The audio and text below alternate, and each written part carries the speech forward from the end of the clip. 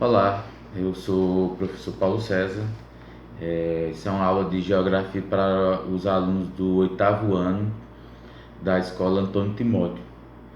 Na aula anterior, nós estudamos, com base no livro didático, um pouquinho sobre as paisagens da Terra, e aí elas são divididas, né, a nível de paisagens, essas que são paisagens naturais e as paisagens ditas artificiais.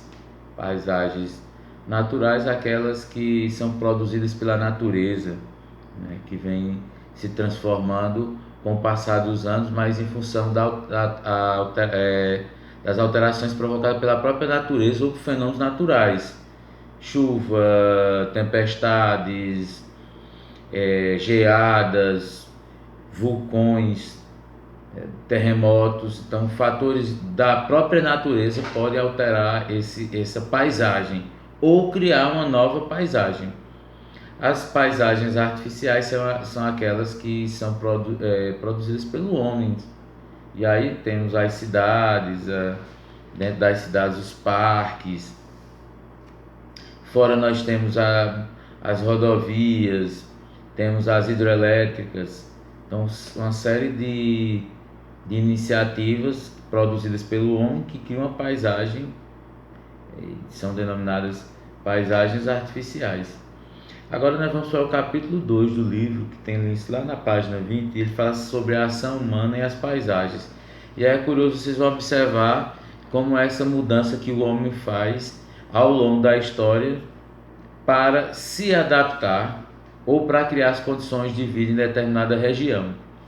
Então ele muda aquele cenário, aquela paisagem natural para poder sobreviver, né, e criar seu habitat ali naquele ambiente. Então existe aí uma capacidade do ser humano em poder se adaptar às realidades. Então o homem, por exemplo, pode construir casas e sobreviver em regiões extremamente geladas como a Groenlândia. E ele se adapta àquele fator climático, àquele ambiente.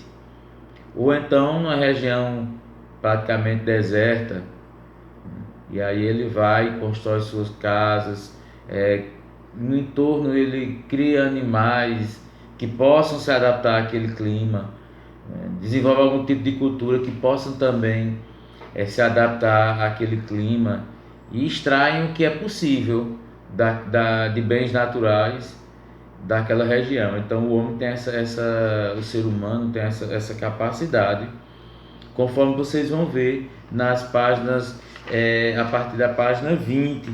Aí falar um pouquinho sobre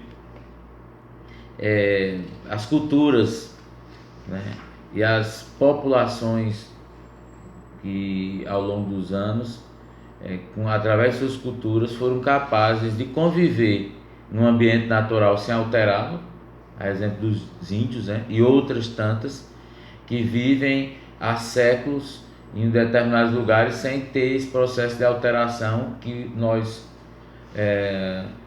tidos como homens ocidentais, uma sociedade ocidental, né, baseada nesse conceito mais europeu, tende a alterar os ambientes para gerar conforto.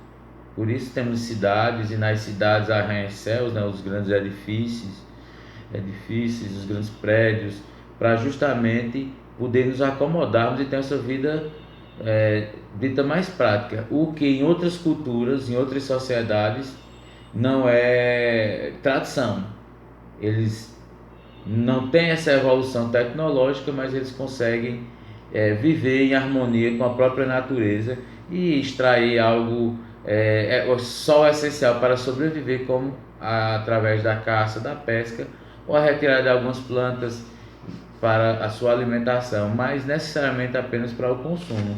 E é isso que vocês vão ver ao longo desse capítulo 2, e mostra um pouco da identidade de cada povo, de cada sociedade, que apesar de todo esse processo evolutivo que temos, principalmente através das novas tecnologias, e aí indiscutivelmente a internet é uma peça-chave, assim como os meios de comunicação, né?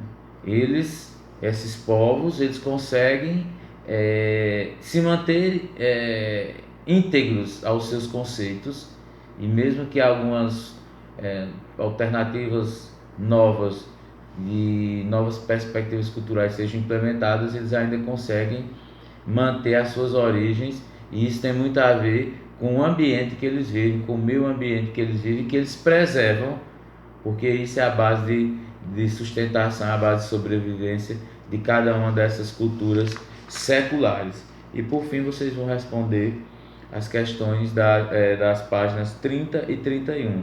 Lógico, só enviando as respostas escritas no caderno. Então escrevam as respostas no caderno. Temos análise de imagens, de fotografia, vejam com calma e opinem sobre essas mudanças a partir da